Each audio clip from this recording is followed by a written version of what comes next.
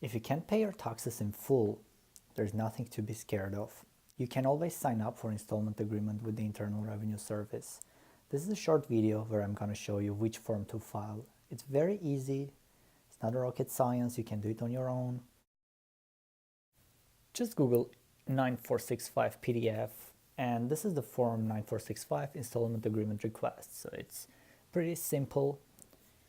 I'm gonna make this a PDF, editable PDF, so I can show you, can edit this online.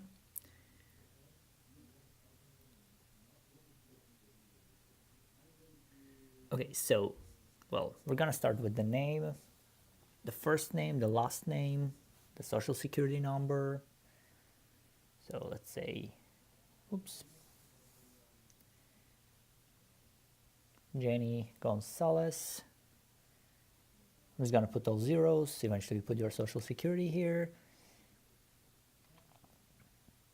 If it's a joint return, you're gonna put your husband's or wife's information, and then you're gonna put your address.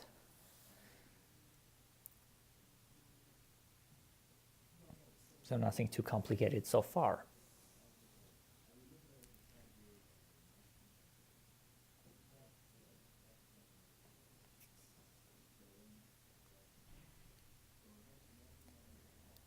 Now the second part, 1B, well, if this is a new address since you filed your return, you're gonna check that box. Name of your business, only if you had a business. If not, then forget this. Same with employer identification number. For 3, you're just gonna put your phone number and then the best time to call. Also your work phone number. More phone numbers you leave, better chances they can reach you on time, and then also more times you're available. That's, yeah, so again, it's pretty simple stuff. Now, this is the amount you owe on your tax return. So we're just gonna make up some number. Let's say it's $469. Well,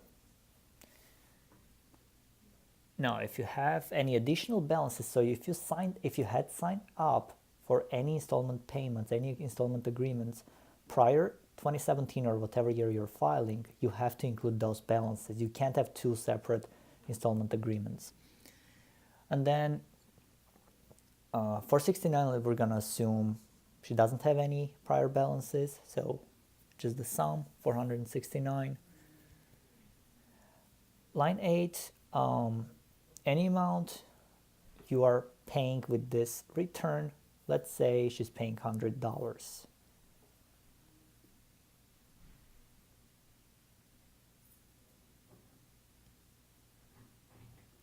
we're just going to transfer on line 9.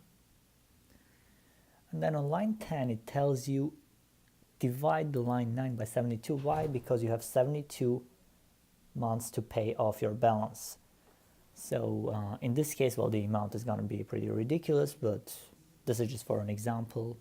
But yeah, you can pay as low as $7 if your total balance is $469. Now, line 11, this is the amount you can pay each month, so you don't have to pay $7. It's a very good idea to pay off your balance within a year, because after a year you're gonna have to deal with new tax returns. So try to make as much payments so it's paid off in 12 months. Take into account the interest. So if you pay, don't just divide by 12, divide by 10, I would say, to also account for interest. So $50 a month would be perfectly fine to pay off $469 in a year. Now,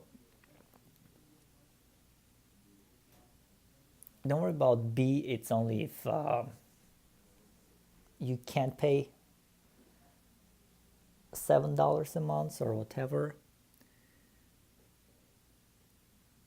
And then line 12 is just the day of the month. It has to be before 28 because of February. I'll put 20s, whatever's easier for you. Just make sure it's not after the 28th. And then this is your bank information. You can usually find them on your checks, or just call your bank, go to your bank routing number and the account number. Make sure they are correct. Again, the best would be just to copy them from your check. You don't want to make a mistake here. And then you don't want to make any payments from a payroll deduction. You're just going to sign this date, and if it's a joint, then your spouse's signature and the date. That's all. Part 2 is only for people that owe more than $25,000. Well, if you owe that much, I wouldn't suggest it handling by watching a video. That's pretty much it.